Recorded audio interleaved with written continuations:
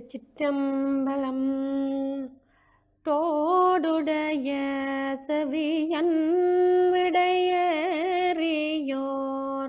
தூவன் மதிசூடி காடுடைய சுடலை பொடி பூசி என் உள்ளம்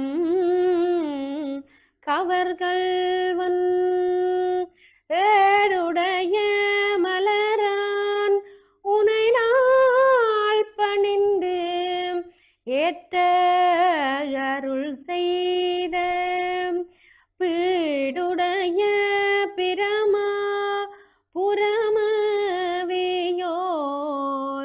பம்மான் இவனன்றே.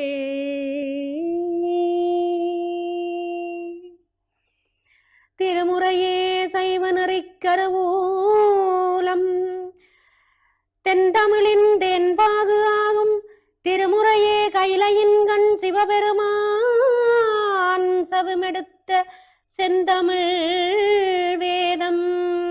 திருமுறையே நடராசன் கரம் வருந்த எழுதியருள் தெய்வ நூலாம். திருமுறையே சொக்கேசன் மதிமலிவாய் மலர்ந்தருளும் சிறப்பிற்று ஆமாள்.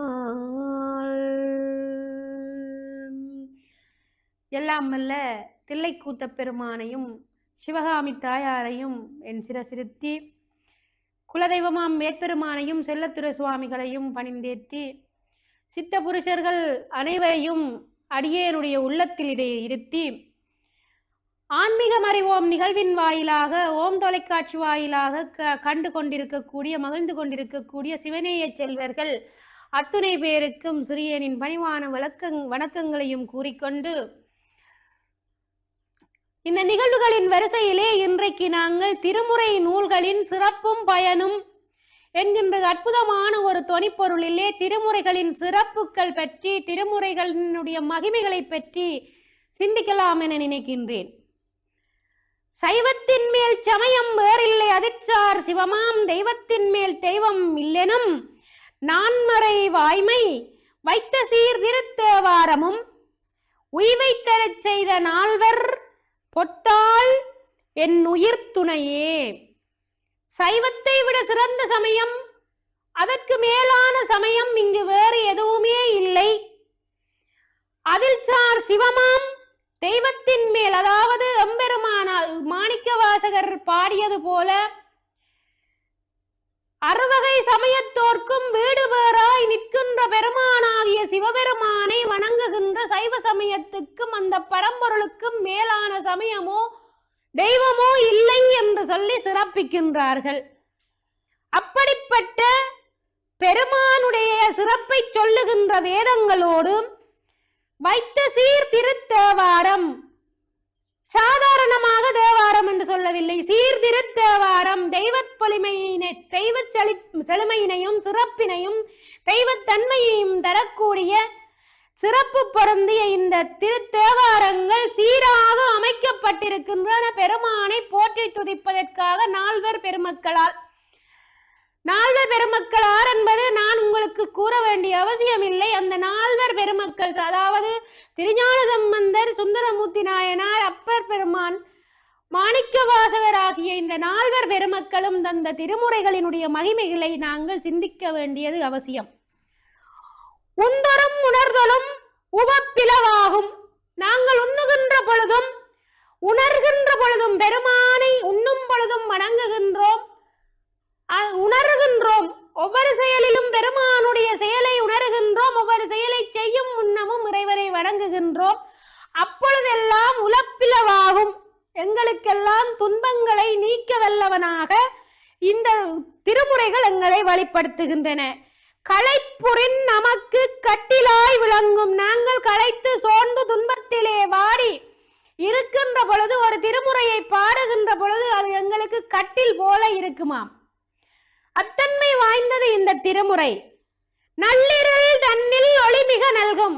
நட்ட நடுநிசையில நாங்க பயணம் செய்கின்ற பொழுது எந்த தெய்வ நம்பிக்கை இல்லாதவனும் கடவுளே கடவுளே கடவுளே என்று சொல்லி கொண்டு போவான். ஏனென்றால் நட்ட நடு நிதியிலே பிரயாணம் செய்கிற பொழுது அதுக்கும் தனியாக பிரயாணம் செய்தால் எங்களை அறியாமலே ஒரு அச்சம் மனதிலே ஏற்படும். ஒரு 4-10 பேரோட சாமஞ்சாமமா நாங்கள் ஒரு உலாத்தல் செய்கிறோம் என்றால் அங்கே அச்சத்துக்கு இடம் இருக்காது. ஏனென்றால் எங்களோடு கூட 10 பேர் வருகிறார்கள், என்ன பிரச்சனை வந்தாலும் அவர்களும் சேர்ந்துதானே அனுபவிப்பார்கள் என்று சொல்லி நாங்கள் நினைத்து விடுவோம். ஆனால் தனியாக செல்கின்ற பொழுது நட்ட நடு இருளிலையும் எங்களுக்கு துணையாக வருகின்றது இந்த திருமுறை என்று சொல்லி சிறப்பிக்கிறார்கள். பசிவரின் சிறந்த ருசிமிகும் உணவாம். பசிவரின் சிறந்த ருசியாக இருக்கின்ற உணவாக இந்த திருமுறை இருக்கிறது என்று சிறப்பிக்கிறார்கள். எங்களுக்கு அதிகமாக பசி எடுத்தா 10 பறந்துவோம், பசி வந்தா 10 பறந்துவோம் என்று சொல்லுவோம். ஆனா பசியோட இருக்கிறவன் கூட உணவில்லாட்டி கூட அந்த திருமுறையை எடுத்து படிச்சா பசி அடங்க வல்லது, எங்களுடைய பசியை அடக்க வல்லது திருமுறை என்று சொல்லுகிறார்கள். ருசியாக எங்களுடைய பசியை அடக்கிவிடும். நோயுறில் போக்கும் வாயுரை மருந்தாம். நோயுறில் போக்கும் வாயுரை, அதாவது நோயுற்று வாடி இருக்கின்றவர்களுக்கு வாயிலே போட்டுக் கொள்கின்ற மருந்தை போல இந்த திருமுறை இருக்கின்றது என்று சிறப்பிக்கிறார்கள். செந்தமிழ் மணங்கமல் திருமுறை நூல்கள், அதாவது தெய்வ தமிழிலே பாடப்பட்டிருக்கின்ற வாசனையை தருகின்ற தெய்வீக வாசனையை தருகின்ற அந்த திருமுறை நூல்களை நாங்கள் எப்படி போற்ற வேண்டும் என்று சிந்திக்க வேண்டும் என்று எங்களுக்கு நாசூக்காக சொல்லுகிறார். தனிமையை சூழும் தனியர் நட்பு. நாங்க வீட்டிலேயோ ரோட்டிலேயோ வெளியிடங்கள்லயோ வெளிநாடுகள்லயோ தனிமையில இருக்கிற பொழுது கூட எங்களுக்கு சிறந்த நண்பனாக தனி உயர் நட்பு, தனித்துவமான நட்பாக இந்த திருமுறை இருக்கிறது என்று சொல்லி திருமுறையை பாருங்கள் எப்படி எங்கே எல்லாம் தொடர்பு படுத்தி சொல்லுகிறார்கள் உயர்வாக என்று. பணி செய்ய முனையில் அணிமிகு கருவி. நாங்க பணி செய்ய வேண்டும் என்று சொன்னா நாங்கள் பெரிய கட்டிடங்களையோ மாளிகைகளோ இறைவனுக்கு கட்டி கொடுக்க தேவையில்லை. திருமுறைகளை பாடும் பணியே பணியாய் அருள்வாய் என்று நாயன்மார்கள் வழிகாட்டினார்கள். அதைத்தான் இங்கே சொல்லுகிறார்கள். பணி செய்ய வேண்டும் என்று நினைத்தாலே எங்களுக்கு கருவியாக வருவது இந்த திருமுறை. திருமுறை பாடுவதே ஒரு பணிதான். எம்பெருமானுக்கு நாங்கள் திருமுறை போற்றி பாடி துதிப்பதே பணிதான் என்பதை அற்புதமாக சொல்கிறார். விளையாட்டாக விளையாட்டு அயர கலையாட்டு இனியாள். நாங்க விளையாட்டு அயர கலையாட்டு இனியாள். எங்களுக்கு பந்து எரிஞ்சதோ தெரியாதோ, இசை படித்தமோ படிக்கவில்லையோ, ஏதோ எங்களுக்கு தெரிந்த ஒரு பன்முறையிலே ஏதோ ஒரு இசையிலே நாங்கள் அந்த திருமுறையை படிக்கின்ற பொழுது அங்கே யாழினுடைய இசைக்கு ஒப்பாக இருக்கும் என்கின்ற சிறப்பை எவ்வளவு அழகாக சொல்லுகிறார்கள் இந்த திருமுறைக்கு என்று பாருங்கள். அது மட்டுமல்ல, பேதமை பிறங்கிடின் மாபெரும் பள்ளி. ஒரு ஆன்மாவுக்கு அதனுடைய மலவாசனையினாலே மலங்களின் பீடிப்பினாலே அதன் ஆன்ம அறிவு மழுங்க இருக்கின்ற பொழுது, பேதமையுற்று இருக்கின்ற பொழுது, அறியாமையிலே அழுந்து இருக்கின்ற பொழுது அந்த ஆன்மாவானது இறைவனை நினைத்து அந்த திருமுறைகளை சதா படிக்கின்ற பொழுது மாபெரும் பள்ளி, ஒரு பாடசாலையிலே போய் பல ஆசிரியர்களிடத்திலே கற்கின்ற அறிவை இந்த திருமுறைகளை ஓதுவதனால் அந்த திருமுறைகளினுடைய அந்த நூல்களை நாங்கள் திருமுறைகளை மீண்டும் மீண்டும் படிப்பதனால் ஒரு பாடசாலையே ஒரு திருமுறை நூலில் உள்ளது என்று சொல்லி அவ்வளவு உயர்வாக இந்த திருமுறைகளை கூறியிருப்பதிலே எந்தவித ஐயமும் நாங்கள் கொள்ள தேவையில்லை. உண்மை. மகப்பேற்று நிகழ வேண்டுமா, சிறந்த கல்வி வேண்டுமா, திருமணத்தடை நீங்க வேண்டுமா, எங்களுடைய பிறவி பிணியகல வேண்டுமா, எல்லாத்துக்கும் திருமுறையிலே வழியுண்டு. எதற்குத்தான் மறந்தில்லை. அதைத்தான் மாபெரும் பள்ளி என்று சொல்லி சிறப்பிக்கின்றார்கள். தளர்ந்து வீழின் அமைத்தாங்கும் தரை நிலம். மிக அற்புதமான விஷயம். சைவ சித்தாந்தமும் இதனை மிக அழகாக சொல்லும். நாங்கள் ஆன்மாக்கள் தளர்ந்து வீழ்கின்ற பொழுது எங்களை தாங்கி பிடிக்கின்றவன் இறைவன். அதுபோல நாங்கள் தளர்ந்து வீழ்கின்ற பொழுது தாங்குகின்ற இந்த பூமாதேவியாகிய நிலத்தை போல எங்களை தாங்கி பிடிக்க வல்லது இந்த திருமுறை. நாங்கள் மனமுடைந்து புண்ணாகி ஏதோ ஒரு செயலால நொந்து போய் நாங்கள் விழுந்திருக்கின்ற பொழுது திருமுறையை நாங்கள் தொட்டேமேயானால் அந்த வீழ்ச்சியிலிருந்து இலகுவாக எழுந்து விட முடியும் என்கின்ற ஒரு வலுவான கருத்தை இங்கே பதிவு செய்கிறார்கள். பாருங்க, குழந்தையானது தட்டு தடுமாறி விழுந்த உடனே தாய் வேகமாக போய் தூக்கி அந்த குழந்தைக்கு பாதுகாப்பு கொடுப்பார். அதுபோலதான் இந்த ஆன்மாக்கள் விழுந்து விடாமல் இருப்பதற்கு இறைவன் எங்களுக்குள்ளே ஒன்றாயும் உடனாயும் வேறாயும் நின்று அருள் புரிகின்றான். தரையில் விழுந்து விடுகின்ற ஆன்மாக்களை தாங்கி பிடிப்பது போல இறைவன் எங்களுக்குள்ளே நின்று அருள் செய்கிறான். அதே போலதான் இந்த திருமுறைகளும் எங்களுக்கு அருள் செய்கின்றன, தரையை போல எங்களை தாங்குகின்றன என்கின்ற அற்புதமான செய்தியை நாங்கள் இந்த இடத்திலே காணலாம்.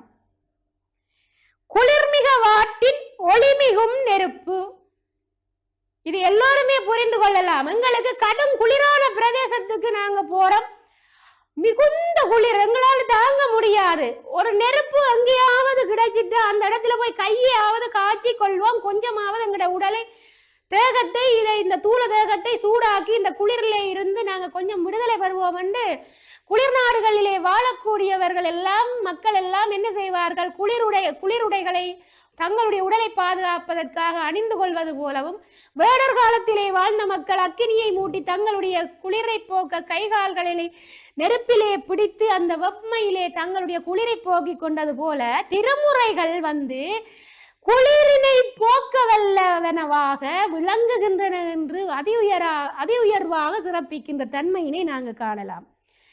துணிந்து விரும்பினால் அணிந்தழு சிறகு, கழுகானது எவ்வளவு உயரத்துக்கு பறந்து தன்னுடைய வலிமையினை கொண்டு சாதனை செய்கிறதோ அதுபோல ஒரு ஆன்மா தான் இமயமலை சிகரத்தை அடைய வேண்டும், எம்பெருமானினுடைய திருப்பாதங்களை சரணடைய வேண்டும் என்று மனம் துணிந்து செயற்பட வேண்டும் என்று நினைத்து விட்டால் அதற்கு அணிந்தழு சிறகு, அந்த ஆன்மாவுக்கு சிறகு போல இருப்பது இந்த திருமுறைகள்.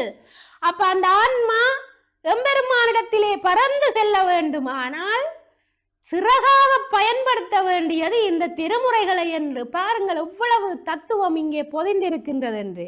வழியினை விடுப்பின் மதிவழி காட்டி, அதாவது நாங்கள் ஒரு பாதையிலே பயணம் செய்து கொண்டிருக்கின்றோம், அந்த வழி தெரியாமல் எங்கேயோ மாறிவிட்டோம். அந்த இடத்தில கூட எங்களுடைய அறிவுக்கு இந்த திருமுறைகளை ஒரு கணம் சிந்தித்து நாங்கள் ஓதி உணர்ந்து பெருமானை நினைத்து விட்டால் அந்த திக்கற்று நிற்கின்றவனுக்கு தெய்வமே துணை என்பது போல அந்த திருமுறைகள் எங்களை ஒரு கணம் மனதை அமைதிப்படுத்தி எங்களுடைய குழப்ப நிலைகளை குறைத்து சரியான வழியை காட்டிவிடும் என்று திருமுறைக்குரிய பெருமையினை காட்டுகிறார்கள். பாருங்கள், தெய்வ ஒளி தரு திருமுறை நூல்கள். தெய்வ ஒளி, அதாவது பெருமான் சோதி சொரூபமாக நிற்கக்கூடிய சுயம்பிரகாசமான ஈசனுடைய அந்த ஒளி அருளை இந்த திருமுறைகளை ஓதுவதனால் நாங்கள் பெற்றுவிட முடியும். அத்தகைய பேரருள் தரக்கூடியவை இந்த திருமுறை நூல்கள் என்று கூறுகிறார்கள். எவ்வளவு அற்புதம் பாருங்கள். ஆடையில் நிலையுறின் அரும்பெறல் உடை தரும். இதுக்கு நாங்க பாஞ்சாலிய உதாரணம் காட்டலாம். ராஜசபையிலே பாஞ்சாலி துயரிக்கப்பட்ட பொழுது தன்னுடைய கரங்களினாலே கொத்திக்கொண்டு தன்னை காப்பாற்றுங்கள் என்று வேண்டிய பொழுது கண்ணன் அங்கே அனுக்கிரகம் செய்யவில்லை. இரண்டு கைகளையும் உயர்த்தி கொண்டு கண்ணா என்று கதறி எழுத பொழுது கண்ணபிரான் ஓடி வந்து அப்படியே தன்னுடைய அருளினாலே அங்கே அவளுக்கு அந்த துணிகளை மலை போல குவியும்படி அவளுடைய மானத்தை காத்தார் என்பது நாங்கள் இலக்கியம் ஊடாக பார்ப்போம். ஒரு நண்பனுக்கு ஆடை அவிழ்ந்து விழுகின்ற பொழுது பக்கத்திலே இருக்கின்ற உற்ற நண்பன் ஓடி போய் அந்த ஆடை அவிழ்ந்து கீழே விழுந்து அவனுடைய மானம் போகாமல் காப்பாற்றி விடுகின்ற தன்மையை போல ஆடை தன் நிலை தளர்ந்து கீழே விழுகின்ற பொழுது அரும்பெறல் உடை தரும். அப்படிப்பட்ட எங்களுடைய மானம் நல்லொழுக்கத்தை கட்டி காக்க வல்லது. எங்களுடைய மனமானது தீய வழிகளிலும் தீய எண்ணங்களிலும் போகாமல் இருக்க நற்செயல்கள் செய்வதற்கு உற்ற துணையாக இருக்கக்கூடியது எங்களுடைய மானத்தை ஒழுக்கத்தை காக்க வல்லது இந்த திருமுறை என்பது இங்கே அற்புதமாக சொல்லுவதை நாங்கள் காணலாம். சிறைப்படில் நல்ல நிறைப்படு வெளியாம். ஒருவன் செய்யாத குற்றத்துக்காகவோ தான் செய்த குற்றத்துக்காகவோ அரசர்களால் தண்டிக்கப்பட்டு சிறையில வாடுகின்ற பொழுது கூட அவன் தன் மனம் திருந்தி மனதிலே இறைவனை தியானித்து ஒரு திருமுறை நூலை எடுத்து படிப்பானே ஆகில் அவனுக்கு அந்த சிறை கதவு கூட விடுதலை செய்யும் என்று சொல்லுகிறார்கள். இதற்கு உதாரணம் எங்களுடைய இணுவை சின்னத்தம்பி புலவர். சிவகாமி அம்பாளினுடைய அருளினாலே சிறைக்கதவு திறந்து அவர் வெளியிலே வந்த அற்புதமான செய்தி. அதே போல மகாதேவ சுவாமிகள் பரம்பரையிலே வந்த சாஜன் சுவாமிகள், இவர்கள் எல்லாம் எப்படி சிறையோடு சம்பந்தப்பட்டு இறையருளுக்கு பாத்திரமானார்கள் என்பதை எல்லாம் நாங்கள் இங்கே பார்க்கலாம். எத்தனையோ அருளாளர்கள். எங்களுடைய செல்லத்துறை சுவாமிகளை இந்திய ராணுவம் வண்டியிலே ஏற்றிய பொழுது அவர் ஏற முடியாது என்று சொல்லுகின்ற பொழுது, அப்படி இல்லை என்று வலோக்காரமாக ஏற்றிய பொழுது அந்த வண்டி அசையாமல் நின்றது. அவரை இறக்கிவிட்ட பிறகுதான் அவர்கள் வண்டியை எடுக்க முடிந்தது. பாருங்கள், திருமுறைகளுக்கும் சித்தர்களுக்கும் தெய்வீகத்துக்கும் எவ்வளவு தொடர்பு இருக்கிறது என்று. அப்ப திருமுறைகள் தான் எங்களை காக்க வல்லது என்பதை நாங்கள் இதிலிருந்து தெளிவாக சொல்லலாம். புயல் எழுந்து ஆர்ப்பின் புகலிடம் அளிக்கும். எப்பேற்பட்ட புயல் வந்தாலும் திருமுறையை வைத்துக் கொண்டு பெருமானை திரிகரண சுத்தியோடு பிரார்த்தனை செய்பவனுக்கு அந்த புயல் கூட சிறு புல்லாகத்தான் இருக்கும் என்பதை இந்த திருமுறையின் மகிமையை எடுத்து காட்டுகிறார்கள். பாருங்கள், அருஞ்செயலாற்ற பெருங்கடல் போகும். நாங்கள் அற்றிய பெரிய செயல்களை செய்யறதுக்கு பெரிய சமுத்திரம் போல எங்களுக்கு அருளை தர வல்லது இந்த திருமுறைகள். ஒருவரால் இதை உன்னால செய்ய முடியாது என்று இழித்து சொல்பவர்களுக்கு கூட, மற்றவர்களை இகழ்பவர்களுக்கு கூட, வெள்ளி நகையாடினா கூட இல்லை, அவற்றை இறை திருவர்களோடு என்னால் செய்து முடிக்க முடியும் என்கின்ற அதிக பெரிய கைங்கரியங்களை செய்யக்கூடிய அடியவர் பெருமக்களுக்கு துணையாக இருப்பது இந்த திருமுறைகள். எப்படி என்றால் பெரிய கடலை போல துணையாக இருக்குதாம். கடல் எவ்வளவு பறந்து விரிந்திருக்கிறதோ எல்லையற்று, அதுபோல இறைவனுடைய திருவருள் அந்த அடியவர்களுக்கு நிறைந்திருக்கும் என்று திருமுறைகளால் சிறப்பிக்கின்றார்கள். ஓய்வுற விலையில் சாய் பெறும் பசுந்தரை.